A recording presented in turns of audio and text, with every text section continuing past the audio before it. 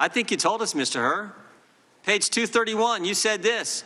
President Biden had strong motivations. That's a key word.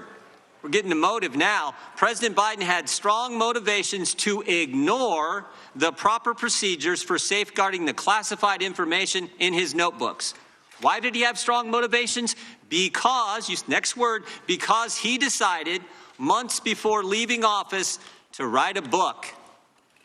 To write a book, that was his motive. He knew the rules, he broke them because he was writing a book. And you further say, and he began meeting with the ghostwriter while he was still vice president. There's the motive. Mr. Hur, how much did President Biden get paid for his book? Off the top of my head, I'm not sure if that information appears in the report. It sure does. There's a dollar amount in there. You remember? I don't. It may be $8 million. If that's $8 million. Joe Biden had 8 million reasons to break the rules. Took classified information and shared it with the guy who was writing the book. That's why he did. He knew the rules, but he broke them for $8 million in a book advance. But you know what? It wasn't just the money. Joe Biden, here's this page 231, very next page. Joe Biden, in your report, Joe Biden viewed his notebooks as an irreplaceable, contemporaneous record of the most important moments of his vice presidency. He'd written this all down for the book, for the $8 million. And the next thing you say in your report is, quote, such a record would buttress his legacy as a world leader. You know what this is? It wasn't just the money. It wasn't just $8 million. It was also his ego. Pride and money is why he knowingly violated the rules. The oldest motives in the book, pride and money. You agree with that, Mr. Hur? You wrote it in your report. That language, and it does appear in the report, and we did identify evidence supporting those assessments. You also had another interesting statement in your report. You said Joe Biden, I want to make sure I get this right, viewed himself as a man of presidential timber. Remember that statement, Mr. Hur? I believe that does appear in the report, at least in the executive summary. I think this is interesting, because here's the scary part. Page 200. I said this earlier in my opening statement. Page 200. Joe Biden, this is a quote, Joe Biden risked serious damage to America's national security when he shared information with his ghostwriter.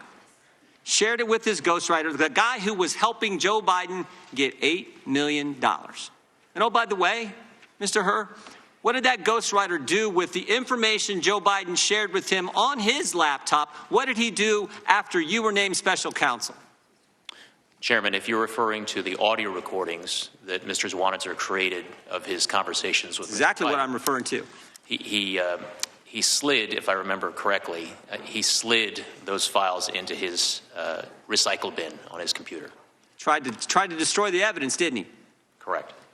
The very guy who was helping Joe Biden get the $8 million, Joe Biden used the motive for Joe Biden to disclose classified information, to retain classified information, which he definitely knew was against the law. When you get named special counsel, what's that guy do? He destroys the evidence. That's the key takeaway in my mind. That's the key takeaway. I yield back. The gentleman from Georgia is recognized. Thank you, Mr. Chairman. Mr. Hur, you've led a distinguished career, earning your law degree from Stanford University, and you served as a student as executive editor of the Stanford Law Review, correct? Correct. And then you went on to clerk for Judge Kaczynski of the Ninth Circuit, correct? Yes, sir. After that, you ascended to a clerkship with then Chief Justice William Rehnquist on the United States Supreme Court, correct? Correct. And then you later joined the Daddy Bush Department of Justice as a special assistant to known Federalist Society member and now FBI Director Christopher Wray. Isn't that correct? I did spend some time working for former Assistant Attorney General Christopher Wray. And you later joined the Trump Justice Department as the Principal Associate Deputy Attorney General, working as the right-hand man for another known Federalist Society member, Rod Rosenstein. Isn't that correct? I served as Mr. Rosenstein's principal deputy. And then Donald Trump appointed you to serve as U.S. Attorney for the District of Maryland. Is that correct? President Trump nominated me to serve in that position, and I was unanimously confirmed by the United States Senate. That's correct. And thereafter, Attorney General Merrick Garland appointed you to serve as special counsel for the United States Department of Justice to conduct a full and thorough investigation of certain matters to determine whether or not Joseph Biden should be charged with unlawfully removing and retaining classified documents. Isn't that correct? Correct. And nowhere in that order does Attorney General Garland authorize you to conduct an investigation and issue a report on whether President Biden is mentally fit to serve as president. Isn't that correct? That does not appear in the appointment order. And pursuant to your appointment to conclude your investigation, you issued a report that was published by Attorney General Garland, correct? He made it available to Congress, sir. And your report concluded that after a full and thorough investigation, the evidence was insufficient to establish that President Biden had willfully retained classified documents. Isn't that correct? My judgment was that based on the state of the evidence, a conviction at trial was not the probable outcome. And you determined that there was no evidence of willful retention because each time classified documents were discovered to be in the president's possession, the White House notified the National Archives right away. The Biden legal team and the White House fully cooperated with the National Archives during the investigation. Once the DOJ opened the investigation, President Biden and his personal counsel fully cooperated. Isn't that correct? We did identify some evidence of willful retention and disclosure, but we also the point noted is, though, that the president cooperated fully with you. And didn't they never tried to hide any documents from you, did they? The report does note steps of cooperation taken by the president. Thank you, sir. And last but not least, unlike in the Trump classified documents case, President Biden's counsel never falsely certified that there was no classified documents in the president's possession, correct? The report does include some comparisons and contrasts between the facts alleged in the Trump case and the Biden case. Despite clearing President Biden from being prosecuted, you used your report to trash and smear President Biden because he said in response to questions over a 5-hour interview that he didn't recall how he got the documents. And you knew that that would play into the Republicans' narrative that the president is unfit for office because he's senile. And the American people saw during the State of the Union address that that was not true. But yet that's what you tried to offer to them, and that's why they are having you here today, so that they can expand upon that narrative. And you knew that that's what was going to happen, didn't you? Congressman, I reject the suggestions that you have just made. That is not what happened. Let me move on. Partisan politics you are a part member whatsoever in my work. You are a member of the Federalist Society, are you not? And fair. Are you a member of the Federalist Society? I am not a member of the Federalist Society. But you are a Republican, though, aren't you? I am a registered Republican. Yes, sir.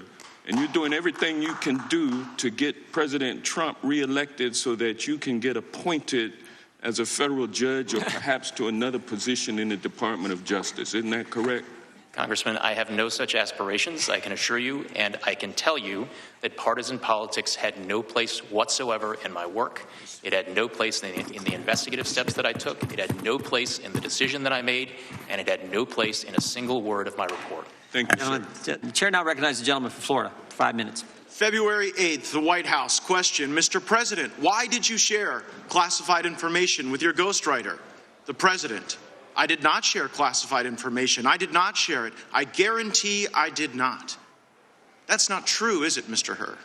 That is inconsistent with the findings based on the evidence in my report. Yes, it's a lie. It's just what regular people would say, right? Yeah, all right. So the next one.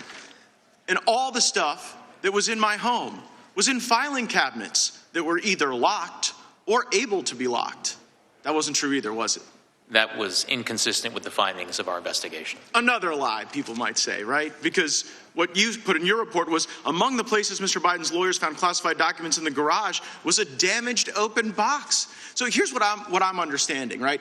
As Mr. Armstrong laid out, you find in your report that the elements of a federal criminal violation are met. But then you apply this senile cooperator theory that because Joe Biden cooperated and the elevator doesn't go to the top floor, you don't think you get a conviction. And I actually think you get to the right answer in that. I don't think Biden should have been charged. Don't think Trump should have been charged. But under the senile cooperator theory, isn't it frustrating that Biden continues to go out and lie about the basic facts of the report that lay out a federal criminal violation? Congressman, I need to disagree with at least one thing that you said, which is that I found that all of the elements were met. One of the elements of the relevant mishandling statute is the intent element, and what my report reflects is my judgment that based on the evidence, I would not be able to prove beyond a reasonable doubt to a jury that that intent element had been met. Right, but the reason you have that doubt is the senile cooperator theory. The fact that Joe Biden is so inept in responding that you can't prove the intent, which again, I don't quibble with that conclusion, but it's frustrating to be like, oh, well, this guy's not getting treated the same way as Trump because the elevator's not going to the top floor, so we can't prove intent. While at the same time, Biden goes out there at the White House and says, well, you know, he just blatantly lies. And what I'm trying to figure out is whether or not Biden's lying because he's still so senile, he hasn't read your report, or whether it's a little craftier and a little more devious and perhaps a little more intentional than we might otherwise think. So I also want to go to this Biden Penn Center. Like, did it give concern to you that the Biden Penn Center, where all this classified stuff was being mishandled, was being floated by foreign governments? Congressman, we were concerned with getting to the bottom of all of the classified documents that were recovered during the course of our... Yeah, but what bothers me is that the money that was paying for the place where the documents were being inappropriately held, it was the Chinese and it was other foreign countries. Did that play into your analysis? Did you look into the $1 billion in foreign funding sources at the Biden Center at UPenn, for example? Congressman, we conducted a thorough, impartial, and fair investigation, and we were very, very concerned with getting to the bottom of all the relevant questions relating to the recovered documents. Did you look into the fact that the Chinese were floating the place where this guy was keeping the documents unsecure? Yes or no? Congressman, to the extent that we identified evidence that was relevant and significant to our investigation, we put it in our report. Okay, well, it seemed relevant to me, maybe not to you. Another thing that seemed relevant to me is this ghostwriter, right? So the ghostwriter purposefully deletes this evidence that seems to be like show culpability of Biden's crimes, and you don't charge him. Why did you not charge the ghostwriter with obstructing justice and deleting evidence?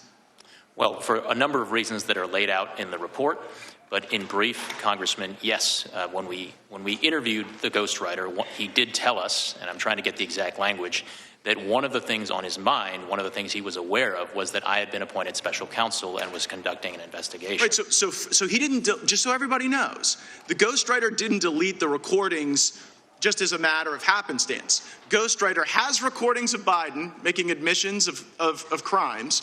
He then learns that you've been appointed. He then deletes the information that is the evidence, and you don't charge him.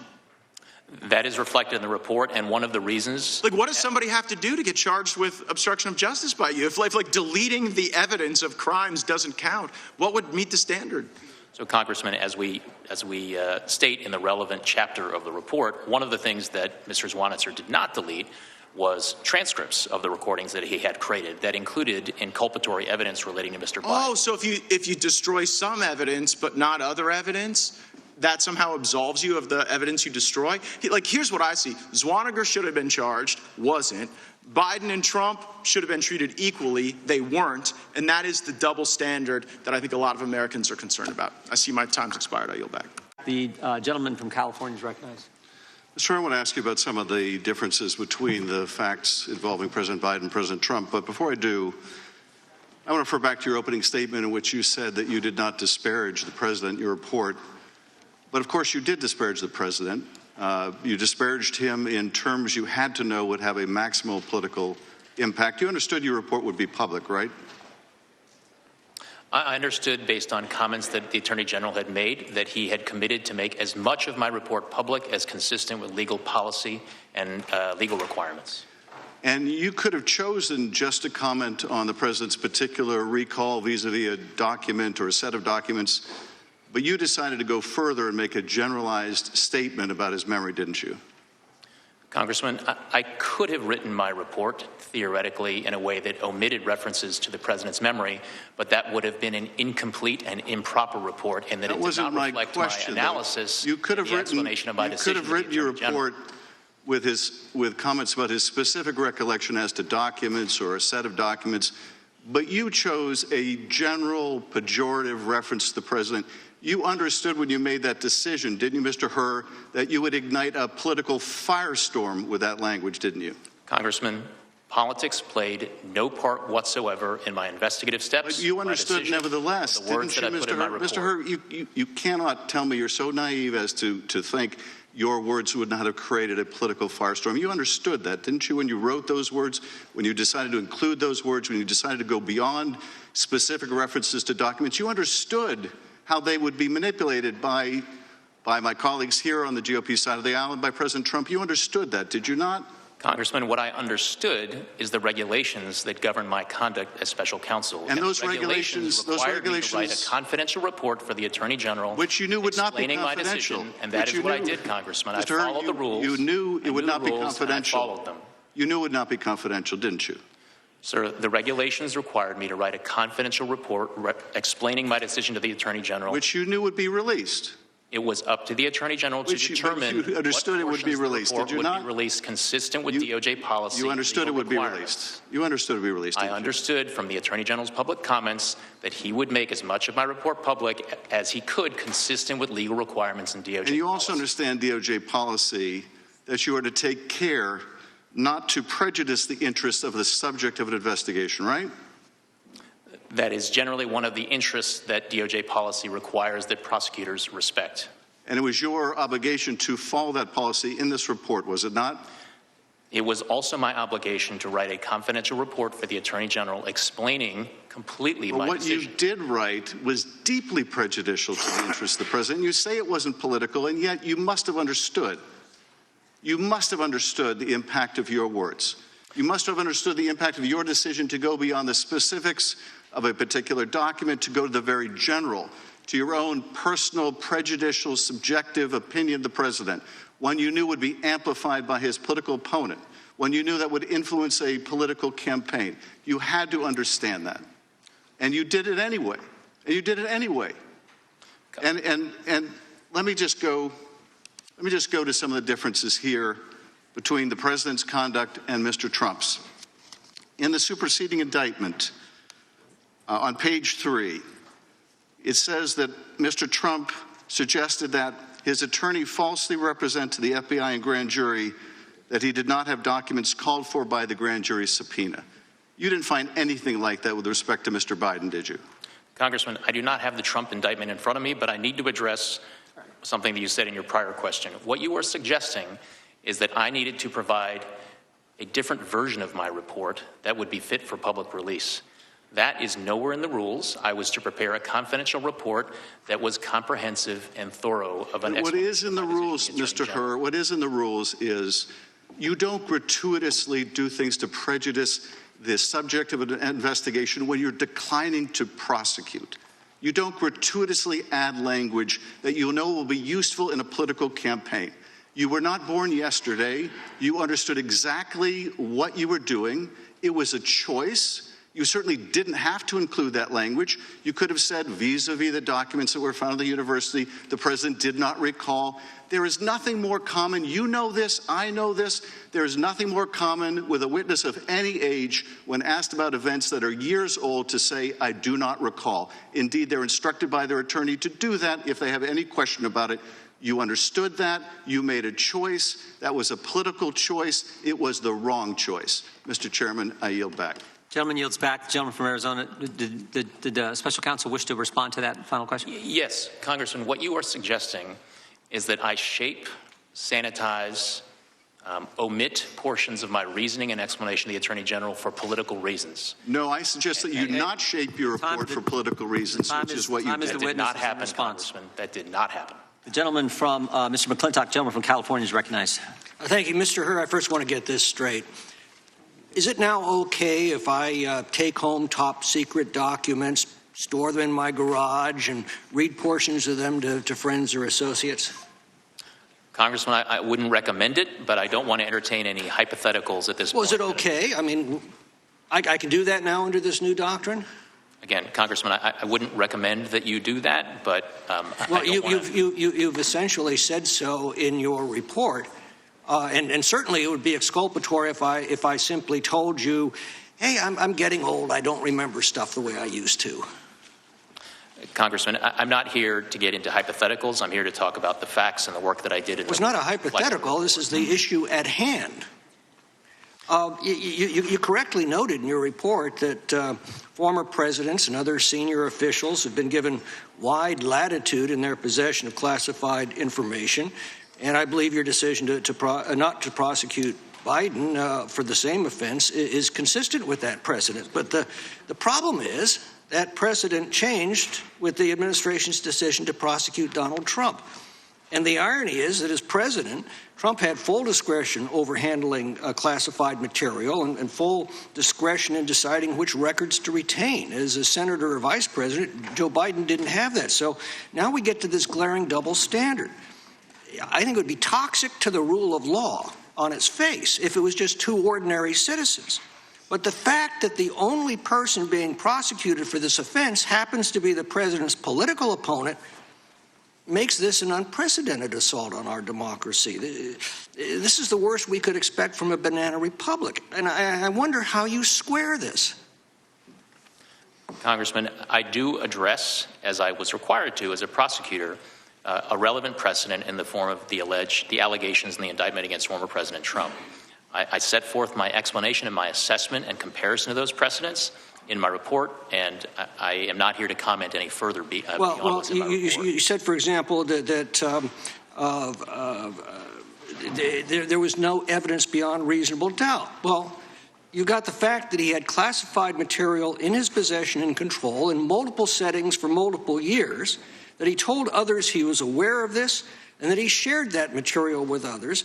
The mind boggles at what beyond reasonable doubt would actually mean. Well, as I set forth at length in my explanations in chapters 11 and 12 of the report, my assessment is that the evidence, if presented at trial alongside potential defense arguments, would not probably result in a conviction at trial. Well, that's one of the points you make, is that President Biden's likely to be an elderly, sympathetic figure with a poor memory. But how does that bear on any individual's guilt or innocence? Isn't that, again, a question for a judge or jury to decide after guilt or innocence is determined? It is. And again, here's the problem. Donald Trump's being prosecuted for exactly the same act that you've documented that Joe Biden committed. Congressman, if I understood your question correctly, you said, isn't that a question for a jury?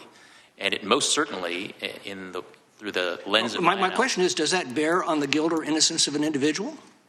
It certainly bears on how a jury is going to receive and perceive and make decisions. So the answer to my earlier question is correct. All I have to do when I'm caught taking home classified materials to say, I'm sorry, Mr. Herbert, but I'm getting old. My memory's not so great. Yeah, Congressman, this is the doctrine that you've established in our laws now, and it's frightening. Congressman, my intent is certainly not to establish any sort of doctrine. I had a particular task. I have a particular set of evidence to consider and make a judgment with respect to one particular set of evidence, and that is what I did. Well, Mr. Hur, here's the fine point of the matter. The foundation of our justice system is equal justice under law. That's what gives the law its respect and its legitimacy. And without it, the law is simply force, devoid of any moral authority. Justice is depicted as blindfolded for this very reason. It doesn't matter who comes before her. All are treated equally. You destroy this foundation, and the rule of law becomes a sick mockery. It becomes a weapon to wield against political rivals and a tool of despotism. And I am desperately afraid that this decision of the Department of Justice is now crossed a very bright line. And I yield back. What I did was assess the evidence and the facts that I obtained in this investigation and make a judgment based on this set of evidence. Fair enough. The chair now recognizes the gentlelady from Washington for 5 minutes. Thank you, Mr. Chairman. Special Counsel Hur, thank you for being here. Thank you for your work. In your investigation, you reviewed more than 7 million documents and conducted 173 interviews of 147 witnesses, including President Biden. Is that correct? Yes, Congresswoman. And your 15-month investigation cost several $1 million and resulted in a comprehensive 345-page report with several dozen pages of appendices. Is it correct that, as it says in the first sentence of your executive summary, that your investigation concluded with an assessment that, quote, no criminal charges are warranted in this matter? Correct. So this lengthy, expensive, and independent investigation resulted in a complete exoneration of President Joe Biden. For every document you discussed in your report, you found insufficient evidence that the president violated any laws about possession or retention of classified materials. The primary law that you analyzed for potential prosecution was part of the Espionage Act, 18 U.S.C. 793E, which criminalizes willful retention or disclosure of national defense information. Is that correct? Congresswoman, that is one statute that we analyzed. I need to go back and make sure that I take note of a word that you used, exoneration. That is not a word that appears in the report, and that's not part of my task as a prosecutor. I'm going to continue with my questions. I know that the term I ultimately reached related to whether sufficient evidence existed such that the likely outcome you exonerated would be a conviction. I know that the term willful retention has a Mr. Hur, it's my time. Thank you.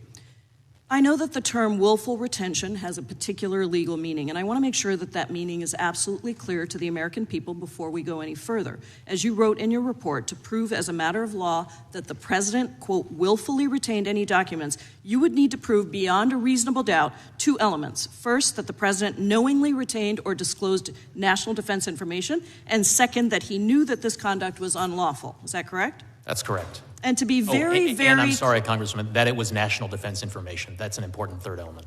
Okay, thank you. To be very, very clear, you did not find sufficient evidence to prove either of those elements beyond a reasonable doubt to show that Mr. Biden willfully retained any of the classified national defense materials that were recovered during your investigation, correct? My conclusion was that the admissible evidence was not sufficient to make conviction at trial a probable outcome. Not sufficient. Thank you. Let me ask you about a few specific examples so the American people are clear. One set of documents was discovered by investigators in the president's Delaware home. His staff had assembled those documents into binders in 2014 to prepare him for an event with Charlie Rose. Some of the documents in those binders were marked classified. You reviewed all of the facts surrounding the classified documents in those binders, and you determined, and this is a quote from your report, these facts do not support a conclusion that Mr. Biden willfully retained the marked classified documents in these binders, correct? That language does appear in the report. You also reviewed another set of classified documents from the president's home related to the Afghanistan troop surge in 2009, and you evaluated whether the president willfully retained such documents in his Delaware home or a home that he rented in Virginia in 2017. In your report, you said that there was, quote, a shortage of evidence, end quote, for any wrongdoing, and, quote, other innocent explanations for the documents that we cannot refute, end quote. Are those quotes correct? Congresswoman, if you have particular page sites for those quotations, I'd be happy to confirm their accuracy. Page 6. It's right up on the screen. With respect to the 2 quotes that are on the screen, in addition to this shortage of evidence, there are other innocent explanations for documents we cannot refute, and we conclude the evidence is not sufficient to convict, and we decline to recommend prosecution. I was just going to get to that, and you concluded that, quote, the evidence is not sufficient to convict, and we decline to recommend prosecution, end quote. Those are your words in the report, correct? Those words appear in the report. Thank you. President Biden's counsel discovered a different set of documents at the Penn Biden Center and voluntarily turned them over to the FBI. Those documents contain national security information, but you determined that you could not, in fact, prove that President Biden willfully retained those documents because, quote, the evidence suggests that the marked classified documents found at the Penn Biden Center were sent and kept there by mistake. Therefore, we decline any criminal charges related to those documents, end quote, correct? The language, we decline any criminal charges related to those documents, does appear at page 311 of the report. Thank you. You also reached a similar conclusion regarding the documents found in President Biden's Senate papers at the University of Delaware. Quote, for these reasons, it is likely that the few classified documents found in Mr. Biden's Senate papers at the University of Delaware were there by mistake, correct? That language does appear at page 325 of the report. So it seems to me that the crux of the report, the main story, is that you found insufficient evidence to prove beyond a reasonable doubt that President Biden willfully retained any classified materials. That is the story of this report. And I yield back, Mr. Chairman.